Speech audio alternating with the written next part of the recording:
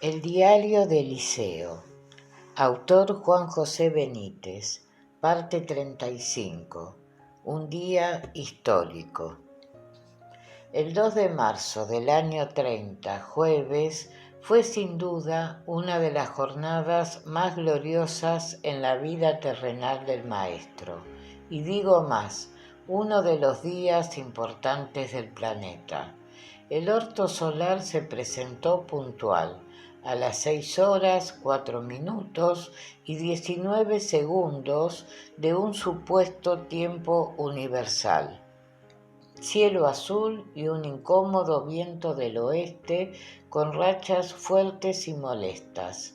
Al maestro no pareció importarle y tiró con fuerza del grupo. Tenía prisa, me extrañó, no era una actitud habitual en él.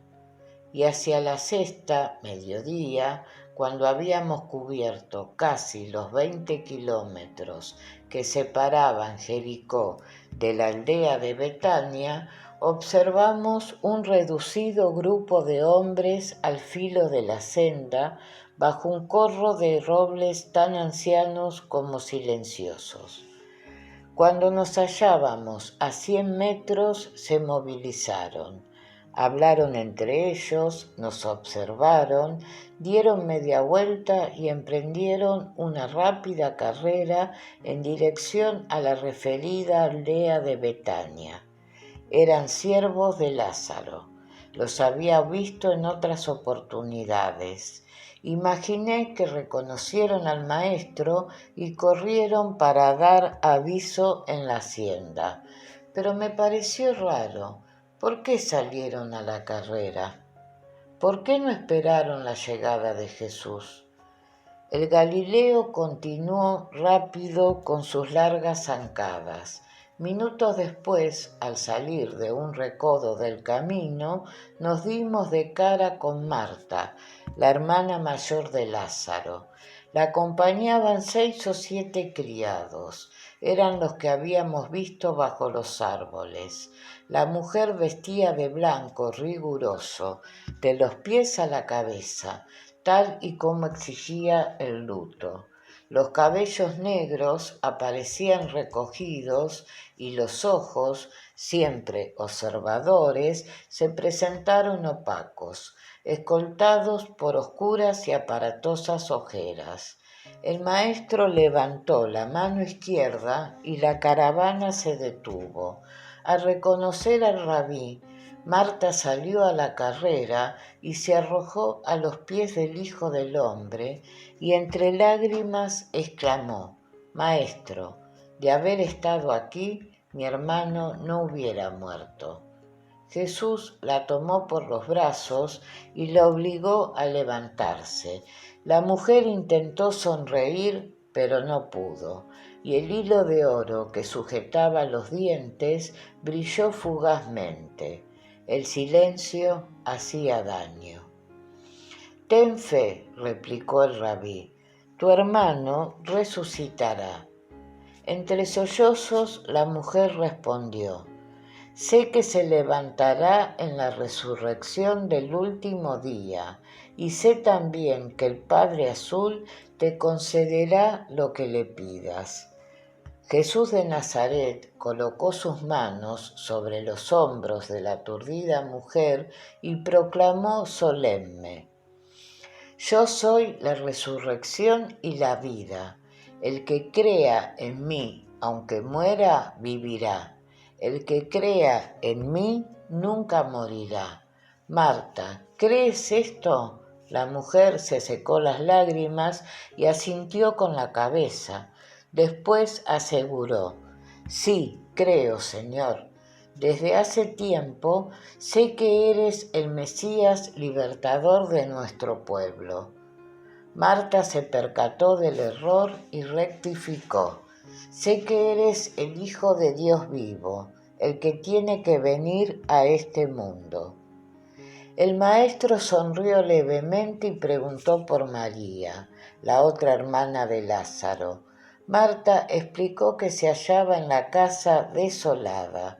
La muerte de su hermano no era previsible, estaba sano, pero de pronto aparecieron aquellas fiebres y se consumió como una candela. Ve por ella, solicitó el Galileo. Marta obedeció al momento, dio media vuelta y partió a la carrera en dirección a Betania. Los criados la siguieron. El rabí entonces procedió a quitarse los collares de flores y se los pasó a Andrés.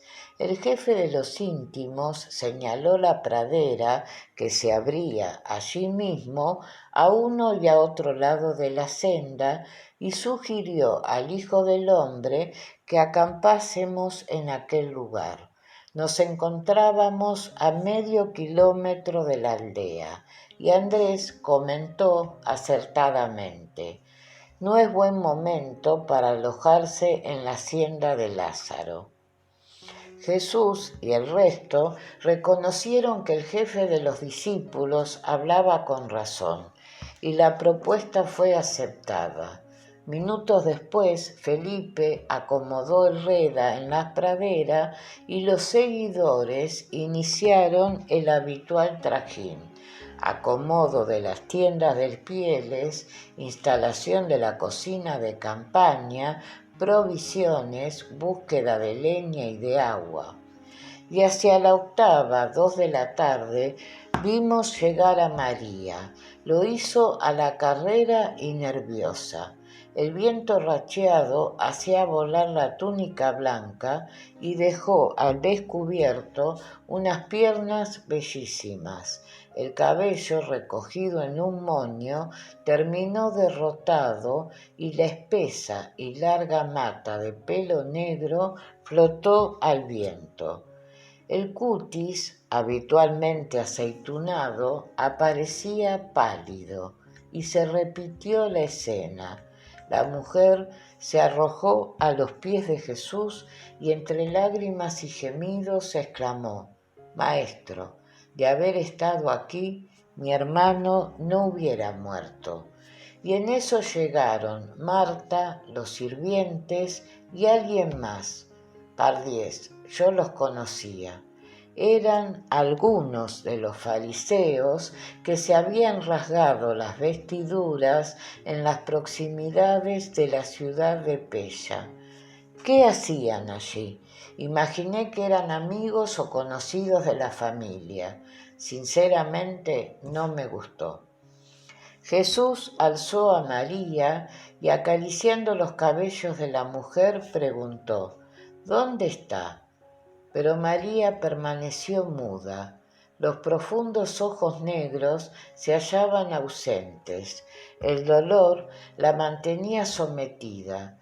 Entonces reparé en un detalle: las uñas aparecían pintadas de blanco.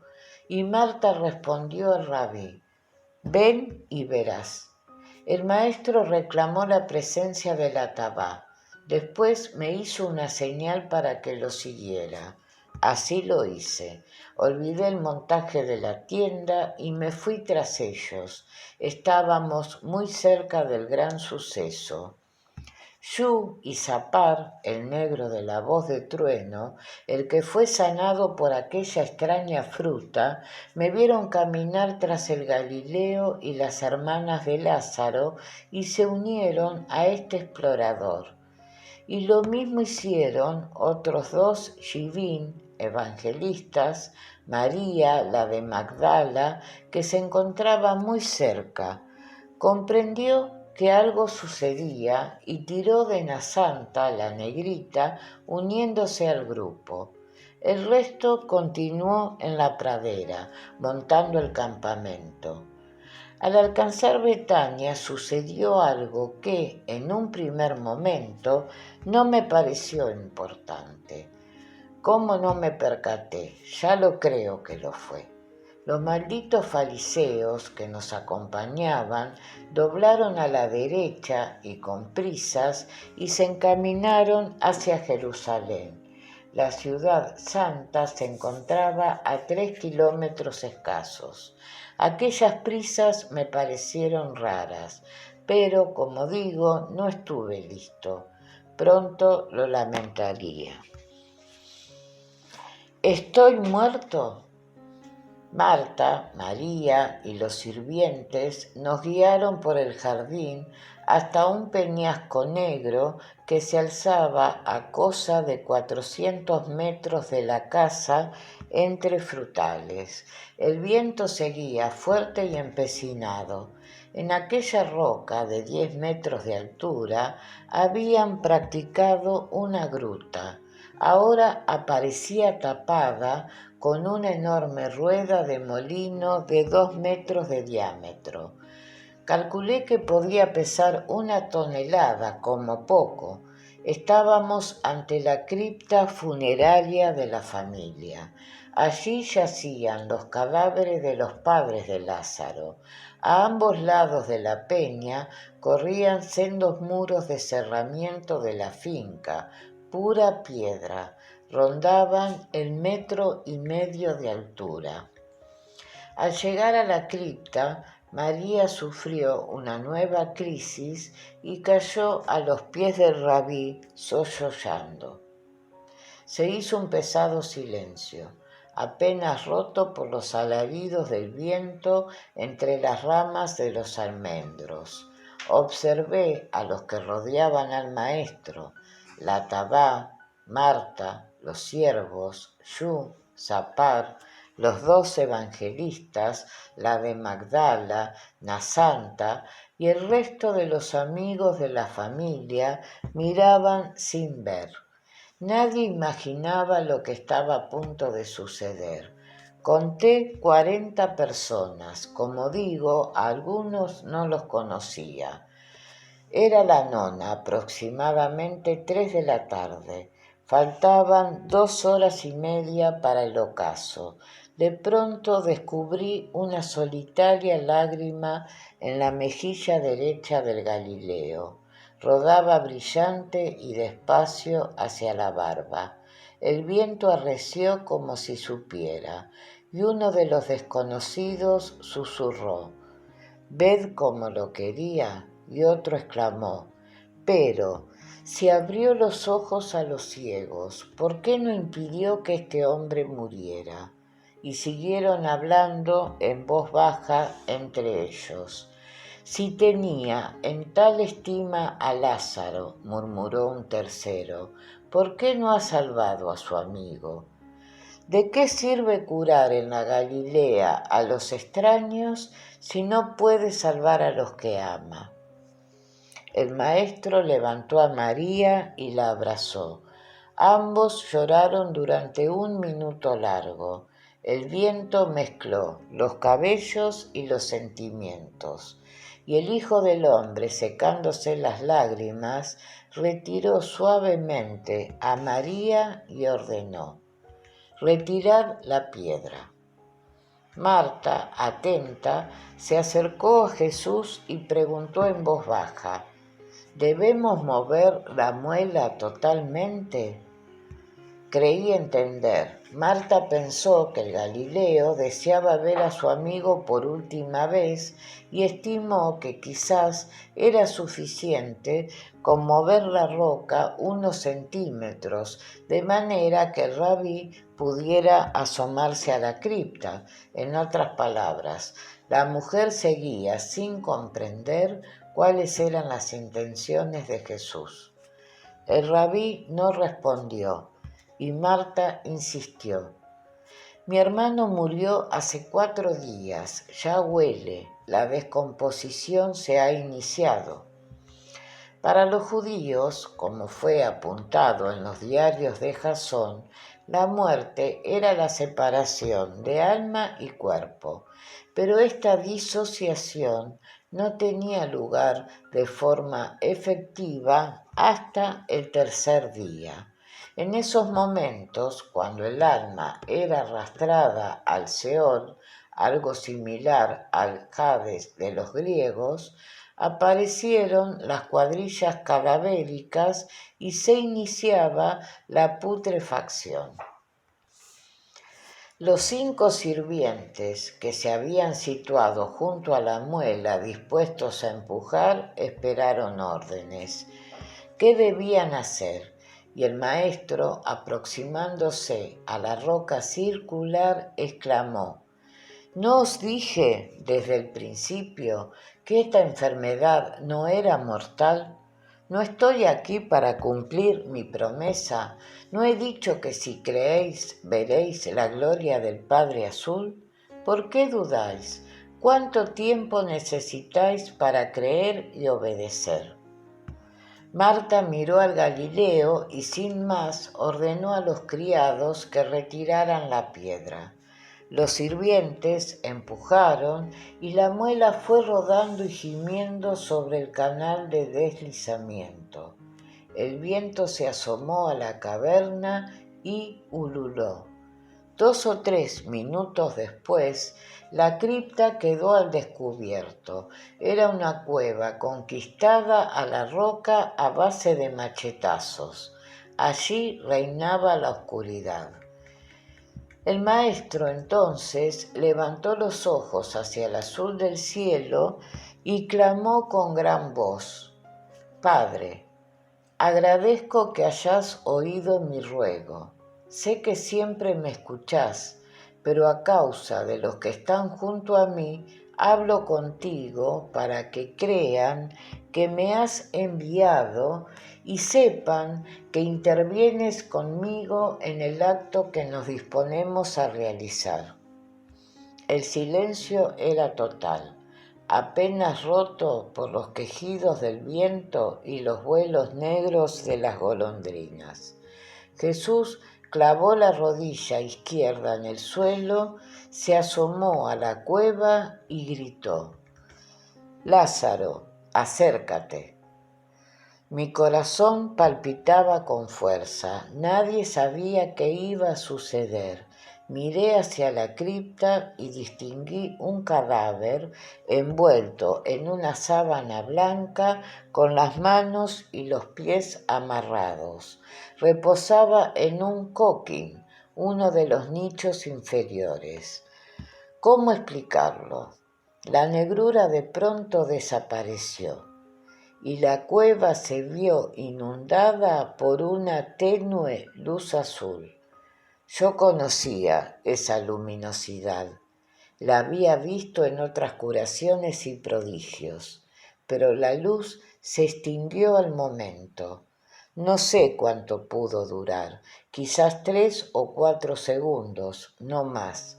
Fue visto y no visto. Mi garganta parecía esparto. Miedo, seguramente. María, asustada, se abrazó a su hermana.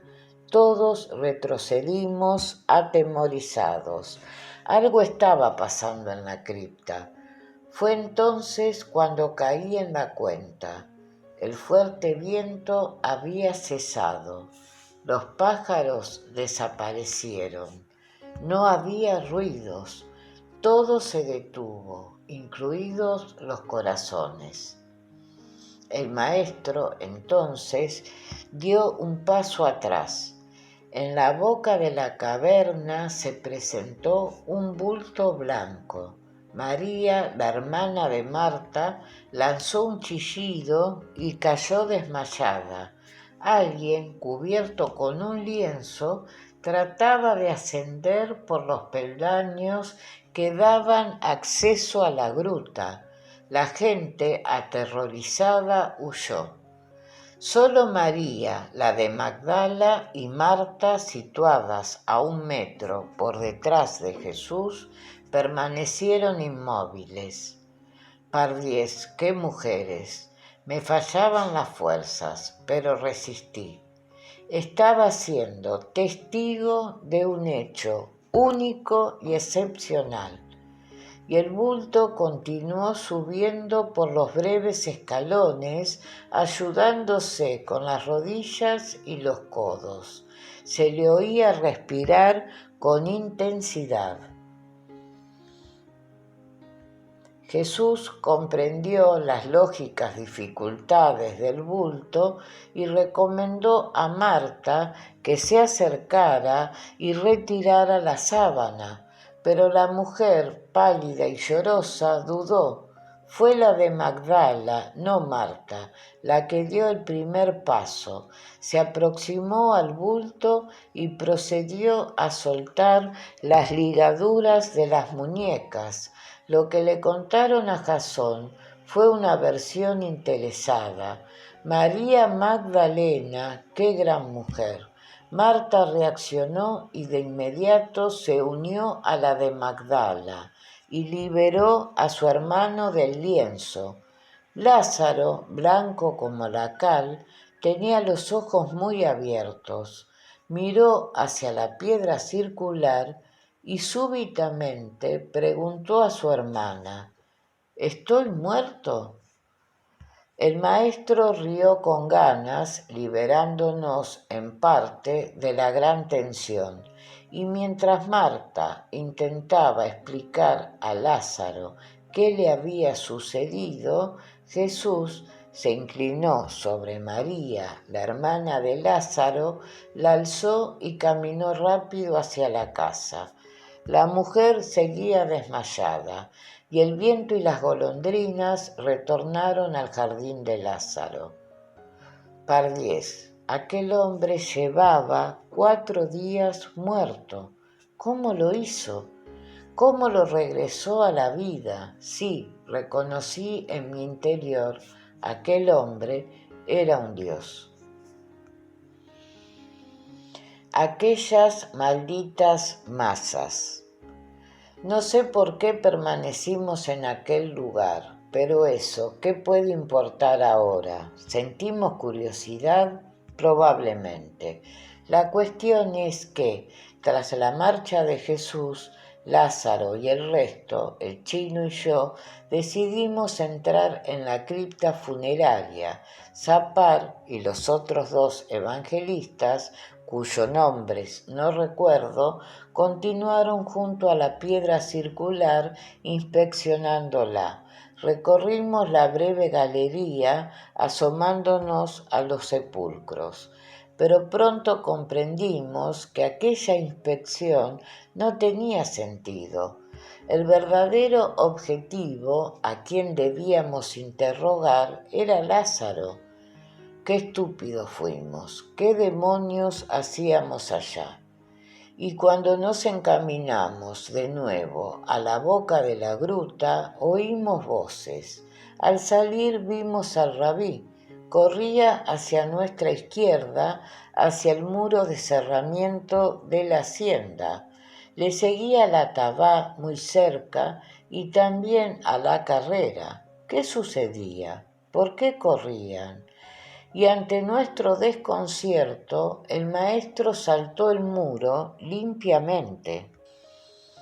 Después lo hicieron los Zebedeos, pero Pedro, más grueso, tuvo dificultades. Fue Santiago el que le ayudó a escalar el cierre. Una vez en lo alto de la pared, Pedrito se volvió hacia nosotros y gritó: «El flauta, huid», e hizo un gesto con las manos para que lo siguiéramos. Después saltó al otro lado. El chino y yo nos miramos. ¿Qué pasaba? ¿El flauta? ¿Los levitas estaban en la hacienda? ¿Cómo era posible? En esos críticos momentos no caí en la cuenta. Alguien había delatado la presencia de Jesús en Betania. No hubo tiempo para nada más. A los pocos segundos, cuando nos disponíamos a saltar el muro, se presentó una patrulla de levitas con sus habituales túnicas amarillas hasta los pies, las camisas metálicas y las temidas mazas con clavos. Las cotas de mallas y los gorros cónicos brillaban al sol. Sumé 30, malditos fariseos. Fueron ellos los que dieron el chivatazo cuando llegaron a Jerusalén. No supimos qué hacer. No tuvimos alternativa. Estábamos desarmados. El chino hizo ademán de parlamentar. No tuvo tiempo. Cuando los levitas llegaron a nuestra altura, alguien gritó: ¡Bastardos! Formaron rápidamente en línea y rabiosos se lanzaron sobre nosotros. Fue todo rápido, confuso y terrible. Una de las masas cayó sobre la cabeza de Yu y la abrió como un melón. La sangre y el cerebro se esparcieron por el suelo y el muro, y el chino se derrumbó a mis pies. Tenía los ojos muy abiertos. Sapar corrió la misma suerte. Entre gritos y maldiciones, los esbirros del Sanedrín lo golpearon sin piedad. 3 masas impactaron en su cráneo y cuello y lo destrozaron. Lo vi caer bañado de sangre. Fueron bastonazos salvajes, y lo mismo sucedió con los otros 2 evangelistas. Fueron arrollados y masacrados contra la pared. A uno le partieron la espalda. Los clavos desfiguraron el rostro del segundo. Pardiez y Pardiez, a mí me dejaron para el final. Uno de los sicarios se lanzó hacia este explorador con la masa en alto. Tenía los ojos vidriosos. Gritó y dirigió el bastón hacia la parte derecha de mi cabeza. Pero fue tal el odio y la violencia desplegados que el sujeto no calculó bien. Tropezó con el cadáver de Yu y la masa se desvió alcanzándome en el costado. El impacto me derribó. Noté como los clavos de la masa se partían. La piel de serpiente me salvó la vida. Y fui a caer sobre el cuerpo del chino. Su sangre me empapó. Permanecí quieto, con los ojos abiertos, sin pestañear, mirando fijamente a los energúmenos, regla básica de supervivencia en combate aprendida en Vietnam. Y el maldito levita me pateó el rostro.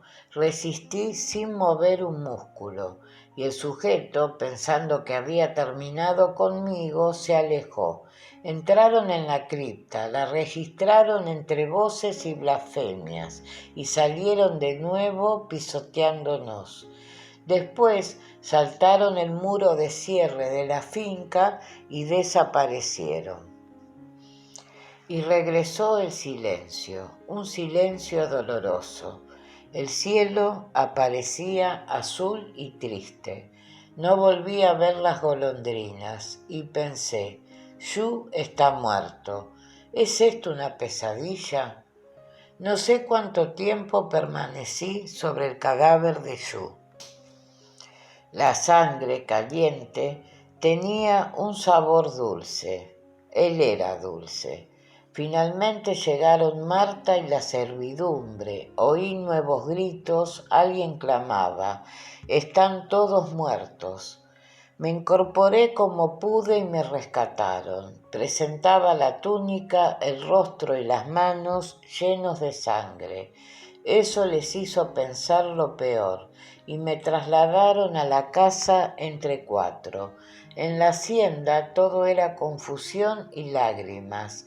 Los levitas habían dejado 4 muertos y un herido.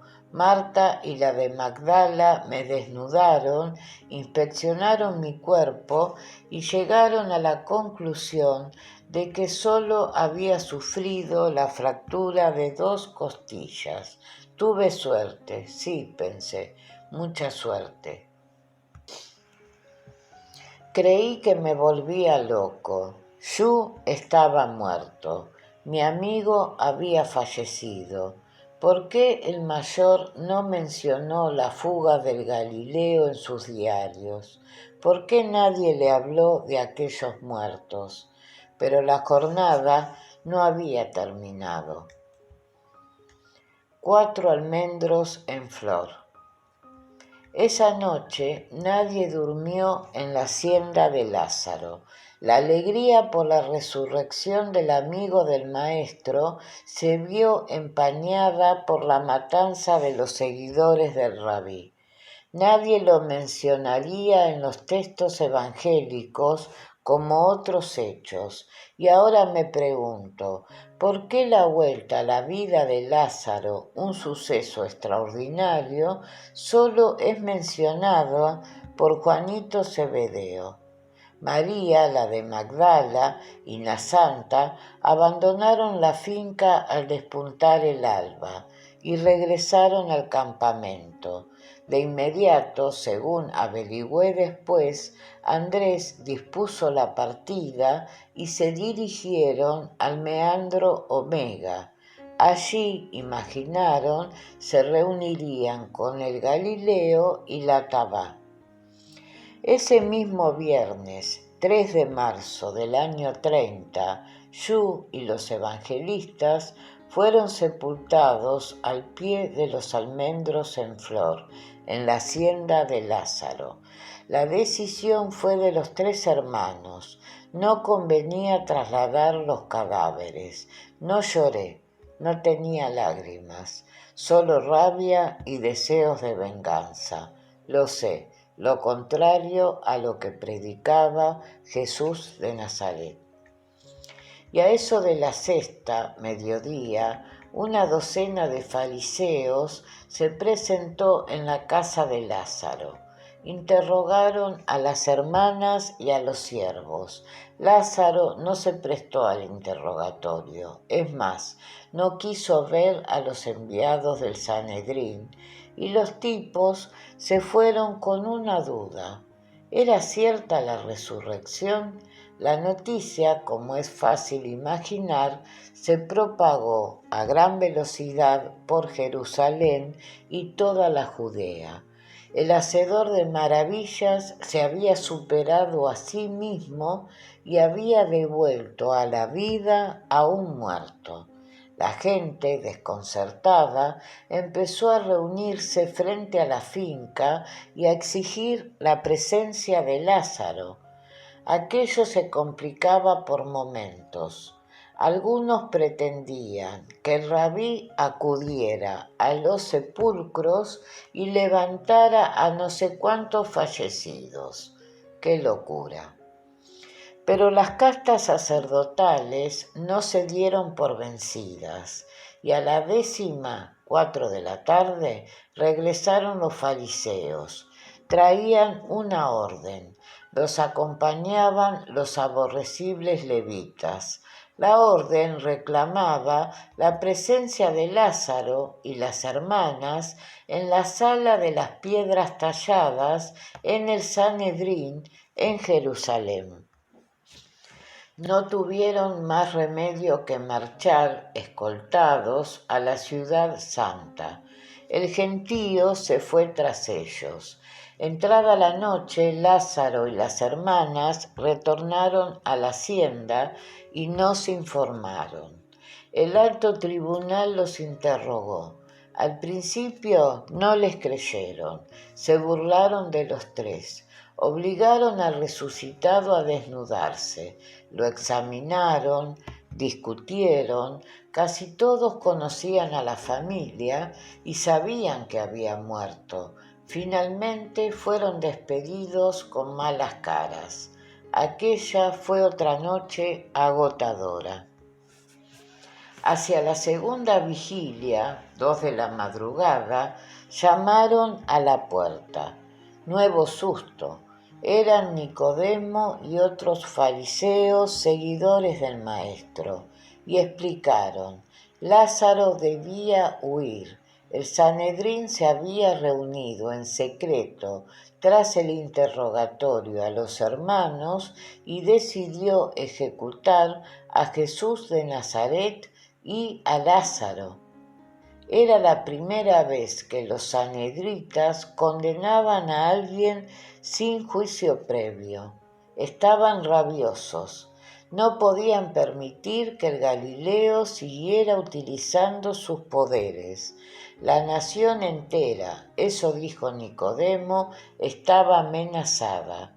Si Roma tomaba en serio al hijo de Satanás, así llamaron los sacerdotes y fariseos al rabí, las legiones podían caer sobre Jerusalén y arrasarla. Fue en esa reunión donde Caifás, el sumo sacerdote, pronunció la célebre frase: es mejor que muera un hombre a que perezca toda la nación. De los 72 miembros del Sanedrín, 19 presentaron la dimisión. Aquello, razonó Nicodemo, era un cúmulo de despropósitos jurídicos. Las castas sacerdotales, además, tenían miedo. La resurrección de Lázaro podía mover a las masas en favor de Jesús. No debían correr ese riesgo. Su prestigio estaba en juego. Solo había una solución: muerte a Jesús. No había alternativa. Prepararon un carro cubierto y 4 siervos armados acompañaron a Lázaro. Marta suplicó que me quedase. Estaba aturdido, pero seguí la intuición. Monté en el Reda y escapé de aquel horror. Que Sil y Yu habían muerto. Ya no me quedaban amigos. Todo me daba igual. El sueño. Quería, deseaba, necesitaba regresar a mi mundo. Estaba profundamente cabreado y, lo que era peor, decepcionado con todo y con todos. No lograba entender la muerte de mis amigos. Estos eran mis pensamientos cuando nos alejábamos de Betania. Regresar a mí ahora. De pronto, cuando habíamos recorrido 4 kilómetros, el Reda fue alcanzado por un jinete. Era uno de los correos de David Zebedeo y nos dio la noticia. El maestro se hallaba camino del meandro Omega en el Artal, afluente del Jordán. Lázaro guardó silencio durante el resto del viaje. Al alcanzar Jericó me interrogó: ¿qué deseas hacer? Eres un discípulo aventajado, deberías volver con el rabí. Me bajé del carro, agradecí su generosidad y, a pesar de la insistencia del resucitado para que marchara hacia Omega o bien fuera con él, me encaminé hacia el sur, hacia el Mar Muerto, y el Reda prosiguió hacia el este en dirección a Filadelfia. Lázaro tenía amigos en aquella ciudad, entre otros al pequeño gran hombre. Dormí por el camino, me encontraba decaído, ya no me interesaban las órdenes, ni Curtis, ni la misión. En la cuna se hallaban depositadas muestras biológicas suficientes y el maldito cilindro de acero. ¿Qué más querían? Lo tenía decidido, retornaría a mi tiempo.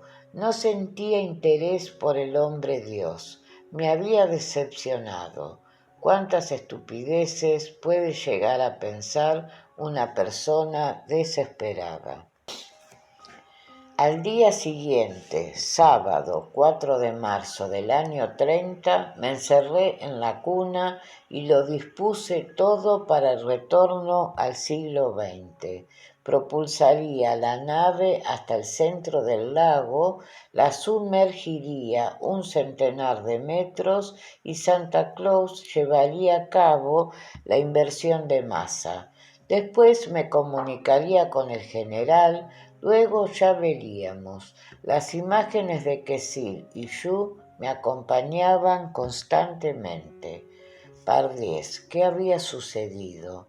¿Por qué todo era tan difícil y oscuro? Me sentí solo, perdido. Esa noche tomé un somnífero. Necesitaba dormir. Debía estar muy atento para lo que se avecinaba.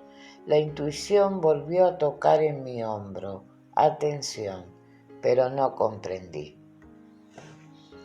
Y tuve un sueño. ¿Cómo definirlo?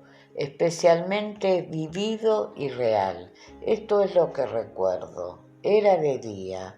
Me encontraba sentado frente al mar muerto, en la playa del Hombre Rojo. Todo era silencio. Pensaba en mis amigos muertos. ¿Por qué el mayor no habló de ello en sus diarios? ¿Por qué aseguró que el maestro permaneció en Betania hasta el 5 de marzo?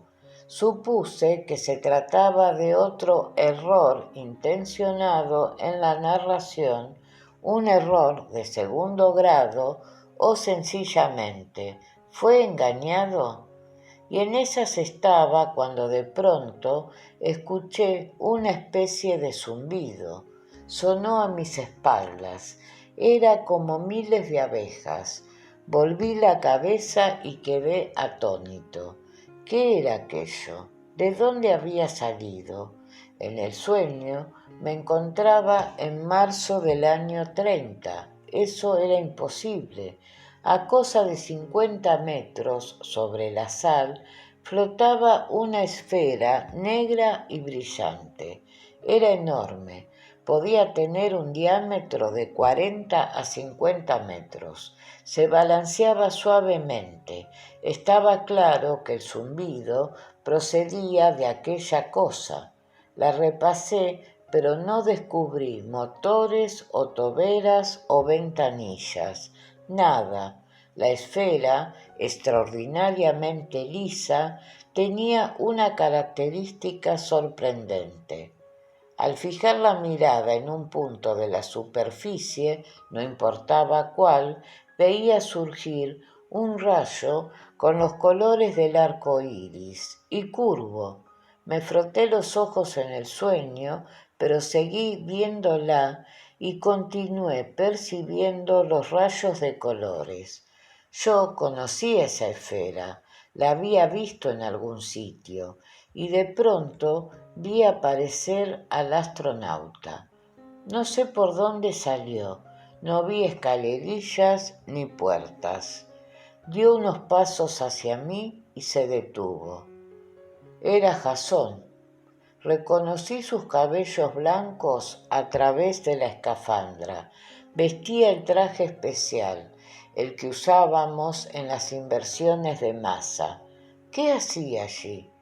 ¿Qué era aquel objeto? ¿Por qué aquella nave o lo que fuera no me gustó?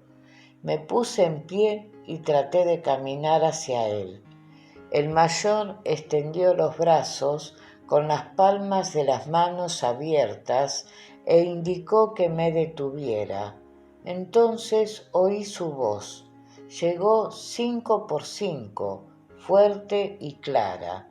Señaló hacia la esfera negra y exclamó: «Ellos no permitirán que te acerques». Noté cierta preocupación en la voz. ¿Ellos? ¿De quién hablaba? No me moví, allí me quedé, a 4 metros del añorado Jasón. Y ahora presta atención, prosiguió el mayor. Tienes que regresar con él. Es una orden.